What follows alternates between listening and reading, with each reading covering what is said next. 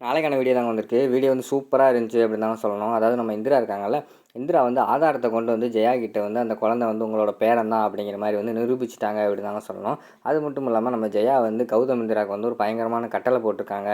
அத நீங்க பண்ணலன்னா வீட்டுக்குள்ளே வரக்கூடாதுன்னு சொல்லிட்டாங்க அப்படின்னு தாங்க சொல்லணும். அதெல்லாம் பார்க்குறதுக்கு நம்ம சேனலை மட்டும் மறக்காம லைக் அண்ட் சப்ஸ்கிரைப் மட்டும் பண்ணிருங்க.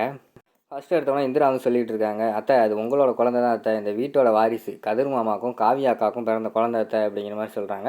உடனே ராகினி வந்து சொல்கிறாங்க, ஏய் இந்திரா என்ன அப்படியே பிளேட்டை மாற்றிக்கிட்டு இருக்க, சும்மா ஏதாவது சொல்லிக்கிட்டு இருக்காத, உங்கள் அக்கா அந்த குழந்தை இல்லைன்னு அழுகுறான்னு சொல்லிட்டு இந்த வீட்டு வாரிசுன்னு போய் சொல்கிறியா அப்படிங்கிற மாதிரி வந்து ராகினி கேட்குறாங்க. நீங்கள் நம்ப மாட்டீங்களா, இருங்க வாரேன் அப்படின்னு சொல்லிட்டு ரூமுக்குள்ளே கொஞ்சம் நேரத்தில் போகிறாங்க. போயிட்டு கொஞ்சம் நேரத்தில் ஒரு ஃபைல் மாதிரி எடுத்து கொண்டு வராங்க. அதை கொண்டு வந்து காட்டுறாங்க. இந்த பாருங்க அத்தை, இது வந்து அந்த பையனுக்கு நான் எடுத்த டிஎன்ஏ டெஸ்ட்டு, கதிர் மாமாவுக்கு தெரியாமல் அவர்கிட்டயே நான் வந்து சாம்பிள் எடுத்து அந்த குழந்தைகிட்டையும் சாம்பிள் எடுத்து நான் வந்து டிஎன்ஏ டெஸ்ட் எடுத்து பார்த்தேன். அதில் வந்து காவியா அக்காவோட குழந்தை தான் இது அப்படின்னு சொல்லிட்டு ரிப்போர்ட் வந்திருக்கு, ஆனால் படித்து பாருங்கள் அப்படிங்கிற மாதிரி சொல்கிறாங்க. உடனே ஜெயா வந்து அதை படித்து பார்க்காங்க. படித்து பார்த்துட்டு இடிஞ்சு போகிற மாதிரி அப்படியே நின்றுட்டே இருக்காங்க. அதை வாங்கி கதிர் வேறு பார்க்காரு. கதிர் வேறு வாங்கி பார்த்துட்டு, ஓ அதுக்குள்ளே நீ வந்து டெஸ்ட்டெல்லாம் எடுத்து பார்த்துட்டியா அப்படிங்கிற மாதிரி வந்து அவர் யோசிச்சுக்கிட்டு இருக்கிற மாதிரி காட்டுறாங்க. உடனே காவியா வந்து அழுக ஆரம்பிச்சிடுறாங்க. இந்திரா நீயும் என்கிட்ட வந்து போய் சொல்லிட்டேல, நான் உன்னை தான் நம்பினேன், நான் ஆல்ரெடி சொன்னேன்ல இது வந்து என் குழந்தை தான், எனக்கு தெரியும், என் குழந்தை வந்து சாகலை அப்படின்னு சொல்லிட்டு நான் எவ்வளோ அழுதேன், அப்போ கூட நீ வந்து என்கிட்ட உண்மையை சொல்லலை, மறைச்சிட்டேல அப்படிங்கிற மாதிரி வந்து காவியா அழுதுகிட்டே கேட்குறாங்க. அக்கா உன்னோட சூழ்நிலை அப்படிக்கா, நீ அந்த நிலைமையில் இருந்த, அதனால தான் உன்ட்ட சொல்லக்கூடாது நான் இருந்தேன் அப்படிங்கிற மாதிரி சொல்கிறாங்க. இல்லை நான் உன்னை தான் நம்பினேன், நீ என்னை ஏமாற்றிட்ட, எங்கள் வந்து கதிர் கூட என்னை வந்து மெண்டல் ஹாஸ்பிட்டலில் கொண்டு போய் விட்டுருவோன்னு சொன்னார், அப்போ கூட நீ வந்து இந்த உண்மையை சொல்லலை, அது மட்டும் இல்லாமல் டாக்டர்லாம் 2 டைம் வந்து என்னை வந்து செக் பண்ணாங்க, அப்போ கூட நீ எனக்கு உண்மையை சொல்லலை, எனக்கு நீ துரோகம் பண்ணிட்ட அப்படிங்கிற மாதிரி வந்து நம்ம காவியா சொல்கிற மாதிரி காட்டுறாங்க. இல்லைக்கா நான் சொல்கிறது கேளுக்கா அப்படிங்கிற மாதிரி சொல்லிட்டு எவ்வளவோ சமாதானப்படுத்தி பார்க்குறாங்க இந்திரா. ஆனால் காவியா வந்து நீ என்னை ஏமாற்றிட்ட அப்படிங்கிற மாதிரி சொல்கிறாங்க.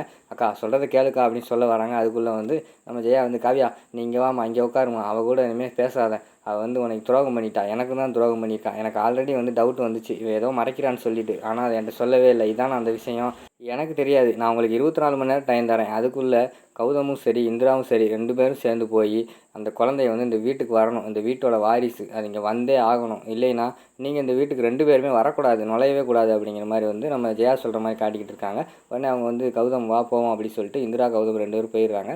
அடுத்து கதிர் சும்மா இருக்காமல் அந்த குழந்தையோட கதையை வந்து இப்போயே முடித்தா நமக்கு பிரச்சனை வந்துடுமே அப்படின்னு சொல்லிட்டு அவர் வந்து, அம்மா நானும் போய் தேடுறோமா, அது என்னோடய குழந்தை தெரிஞ்சதுக்கப்புறம் என்னால் சும்மா இருக்க முடியல, நானும் போய் அந்த குழந்தை எங்கே இருந்தாலும் தேடி கூட்டு வரணும் அப்படின்னு சொல்லிட்டு கதிர் வந்து கிளம்புற மாதிரி காட்டுறாங்க.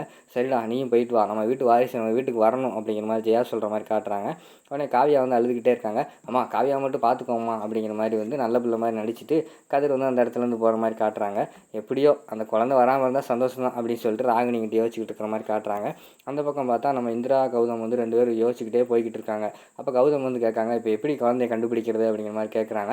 அதுக்கு இந்திரா வந்து சொல்கிறாங்க, கௌதம் எனக்கு ஒரு ஐடியா இருக்குது, அன்றைக்கி வந்து நம்ம கோயிலில் ஒரு பூக்காரி பார்த்தோம்னா அந்த பூக்காரி மேலே தான் எனக்கு டவுட் வந்துச்சு, அது மட்டும் இல்லாமல் குழந்தை திருடுறதுக்கு கொஞ்ச நேரத்துக்கு முன்னாடி தான் அந்த பூக்காரி வந்து மாலையை கொண்டு வந்தா, அப்படி இருக்கும்போது அந்த பூக்காரிக்கும் இதுக்கு ஏதாவது டவுட்டு சம்மந்தம் இருக்குன்னு நான் நினைக்கிறேன், அதனால் அவளை போய் பிடிச்சி கேட்டால் நமக்கு உண்மை தெரியும் அப்படிங்கிற மாதிரி வந்து கௌதம் கிட்ட சொல்கிறாங்க. சரி அப்போனா வா உடனடியாக போய் நம்ம வந்து அந்த பூக்காரியை பார்ப்போம் அப்படின்னு சொல்லிட்டு அவங்க காரில் வந்து அந்த கோயிலுக்கு போகிற மாதிரி காட்டுறாங்க. அடுத்த சீனில் வந்து நம்ம இவங்க இருக்காங்கல்ல, நம்ம ரோசி வந்து அந்த குழந்தையை கொல்றதுக்காக ஒரு இடத்துல நிப்பாட்டி பிளான் போட்டுக்கிட்டு இருக்கிற மாதிரி காட்டுறாங்க. அந்த குழந்தை இதோட தீர்த்து கட்டிட வேண்டியதான், அந்த குழந்தைய எடுத்து முடிச்சு விடுங்களா அப்படிங்கிற மாதிரி சொல்கிறாங்க. அதில் வந்து ஒரு ரவுடி வந்து சொல்கிறாரு, டேய் நீ போய் முடிடா, எனக்கு வந்து 1 வாரத்துக்கு முன்னாடி தான் குழந்தை பிறந்திருக்கு அப்படிங்கிற மாதிரி சொல்கிறாங்க. ஓ குழந்தை பாசமா, சரி விடு நானே பார்த்துக்குறேன் அப்படின்னு சொல்லிவிட்டு அவர் இப்போ அந்த ரவுடி போய் குழந்தைய வண்டிக்குள்ளேருந்து எடுத்துகிட்டு வந்து நம்ம ரோசி கண் முன்னாடியே தீர்த்து கட்ட பார்க்காங்க. என்ன பண்ணுற, ஏன் கண்ணு முன்னாடி வேண்டாம், எனக்கு பார்க்க முடியல, நீ அதனால் அந்த வண்டியோட மறைவில் போய் நீ வந்து இந்த கதையை முடி அப்படிங்கிற மாதிரி சொல்கிறாங்க. சரின்னு சொல்லிவிட்டு அவங்களும் அந்த வண்டியோட மறைவில் போயிட்டு அந்த குழந்தைய வந்து தீர்த்து கட்டுறதுக்கு பிளான் பண்ணுறாங்க. அந்த நேரத்தில் வந்து கதிர் ஓடி வராரு. டேய் நீ பாட்டுங்கடா அப்படிங்கிற மாதிரி சொல்லிவிட்டு கதிர் வந்து அந்த இடத்துல வந்து ஓடி வர மாதிரி காட்டுறாங்க. என்ன கதிர், என்ன குழந்தை பாசம் வந்துருச்சா அப்படிங்கிற மாதிரி வந்து ரோசி கேட்குற மாதிரி ரோசி வந்து கேட்குறாங்க. அதுக்கு வந்து கதிர் வந்து சொல்கிறாங்க, என்ன ரோசி புரியாமல் பேசிக்கிட்டு இருக்க, இந்த குழந்தை வந்து எங்கள் வீட்டோட வாரிசு அப்படின்னு சொல்லிட்டு இப்போ எங்கள் அம்மாவுக்கு வந்து தெரிஞ்சிருச்சு, அதனால் இப்போ சொத்து பிரச்சனை வேறு வருது, அது மட்டும் இல்லாமல் இப்போயே நம்ம முடித்தோம்னா நமக்கு வந்து டவுட் வந்துடும், அதனால் இந்த குழந்தைய வந்து இப்போ முடிக்கக்கூடாது, இந்த குழந்தையும் முடிக்கணும், நமக்கு வந்து டவுட்டும் வரக்கூடாது அப்படிங்கிற மாதிரி வந்து கதிர் சொல்கிறாங்க. உடனே ரோசி வந்து சொல்கிறாங்க, ஓ ஒரே கல்ல 2 மாங்காய் சொல்கிறியா அப்படிங்கிற மாதிரி வந்து ரோசி கேட்காங்க.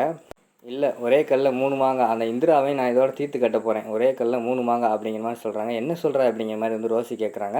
நான் ஒரு திட்டம் சொல்கிறேன், அது மாதிரி செய்வோம் அப்படிங்கிற மாதிரி கதிர் சொல்லிவிட்டு ஒரு திட்டத்தை வந்து சொல்லிக்கிட்டு இருக்காங்க. அவர் சொல்கிற திட்டத்தை வந்து வெளியில் காட்டலை, ஏதோ வந்து திட்டம் சொல்கிற மாதிரி காட்டுறாங்க. சூப்பர் திட்டம், ஆனால் இது வரைக்கும் வந்து அது வரைக்கும் வந்து நீ என்னை வந்து டிஸ்டர்பே பண்ணக்கூடாது சரியா அப்படிங்கிற மாதிரி ரோசிக்கிட்ட சொல்கிறாங்க. சரி கதிர், நான் உன்னை டிஸ்டர்பே பண்ண மாட்டேன், நீ திட்டத்தை முடிச்சுட்டு என்கிட்ட சொல்லு, அதுக்கடுத்து நான் வாரேன் அப்படிங்கிற மாதிரி சொல்கிறாங்க. சரி நீ கிளம்பு அப்படிங்கிற மாதிரி ரோசி கிளப்பி விட்டுறாங்க. அடுத்து வந்து அவங்க இருக்காங்கல்ல அந்த ரவுடி எட்டா, டேய் திட்டமெல்லாம் தெரியுமில்ல, அது மாதிரி இருங்க, ஒழுங்கா நான் சொன்ன இடத்துக்கு குழந்தைய கொண்டு போங்க அப்படிங்கிற மாதிரி வந்து கதிர் சொல்கிற மாதிரி காட்டுறாங்க. அடுத்து வந்து கௌதம் இந்திரா 2 பேர் வந்து அந்த கோயிலுக்கு போய் பார்க்காங்க. கோயிலில் பார்த்தா யாருமே இல்லை. என்ன கௌதம் இங்கே யாருமே இல்லை அப்படிங்கிற மாதிரி சொல்கிறாங்க. அதான் இந்திரா அந்த பூக்காரி எங்கே போயிருப்பா அப்படிங்கிற மாதிரி சொல்லிவிட்டு கொஞ்ச நேரம் இருக்காங்க, யாருமே வரல. சரி வாங்க கிளம்புவோம் அப்படின்னு சொல்லிட்டு 2 பேர் கிளம்புற நேரத்தில் அங்கிட்டு வந்து பூ விற்றுட்டு 2 அக்கா வராங்க. அக்கா நீங்கள் என்னக்கா பூ விற்கிறீங்க அப்படிங்கிற மாதிரி கேட்டவனையும், நாங்கள் தான்மா இந்த கோயில் வந்து ரெகுலராக பூ விற்போம் அப்படிங்கிற மாதிரி சொல்கிறாங்க. அப்படியாக்கா, காலையில் வேறு ஒரு பொண்ணு வந்து பூ விற்றுக்கிட்டு இருந்துச்சு அப்படிங்கிற மாதிரி கேட்டவனே, ஆமாம்மா ஒரு பொண்ணு வந்துச்சு, அதுவாக பரிகாரம் பண்ணணும், நான் தான் பூ கட்ட போகிறேன்னு சொல்லிச்சு, சரின்னு சொல்லி விட்டுருந்தேன், அது ஒரு பொண்ணு கொஞ்சம் வயசு பொண்ணு அப்படிங்கிற மாதிரி சொன்னோன்னே இவங்க அப்படியே ஷாக்காகி பார்த்துக்கிட்டு இருக்கிற மாதிரி காட்டுறாங்க. அதோட பார்த்தீங்கன்னா இந்த எபிசோட வந்து முடிச்சிடுறாங்க.